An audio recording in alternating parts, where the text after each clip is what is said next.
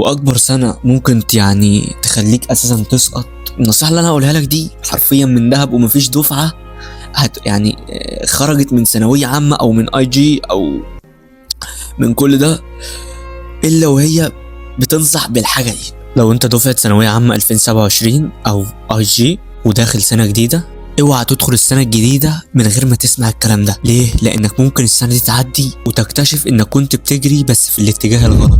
بص، انت داخل سنه مش سهله، واحنا كلنا متفقين على الكلام ده، وناس كتيره جدا ومفيش حد ما خافش منها، وناس تانية بتضيع فيها، وقليل جدا اللي بيخرج منها وهو فاهم هو عمل ايه صح. واكبر غلطة ممكن تظلم نفسك انك ما تعملهاش وانت داخل السنة دي، انك ما تمشيش ببلان او نظام واضح، مش من غير كتب، مش من غير دروس، من غير نظام.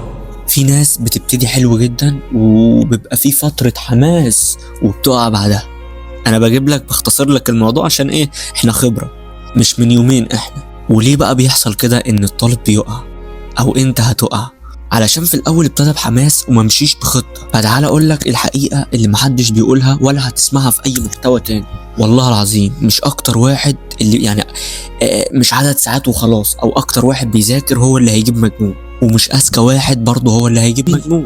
طيب لو مش دول هم اللي هيجيبوا مجموع، امال مين اللي هيجيب مجموع؟ اللي بيجيب مجموع فعلا هو الاكثر التزاما والاكثر نظاما. ونيجي هنا لبوينت معينه، الالتزام هنا ما بيجيش من يوم وليله او بيجي من فراغ.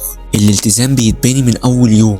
انا داخل السنه اي جي، ثانويه عامه امريكان، انا داخل السنه وعارف انا بعمل ايه كويس. اي نعم انا عارف ان الامريكان اخف شويه، ولكن الاي جي اتقل واتقل من ثانويه عامه. يعني ايه كل الكلام اللي انا بقوله ده؟ انا مش فاهم حاجه. بس صلى على النبي عليه افضل الصلاه والسلام.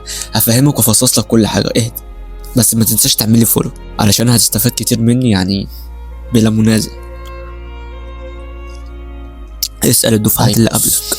النصيحه اللي انا هقولها لك دي حرفيا من دهب، ومفيش دفعه يعني خرجت من ثانويه عامه او من اي جي او من كل ده الا وهي بتنصح بالحاجه دي. ما تستناش لما الحاجه تتراكم عليك او دروسك تتراكم عليك.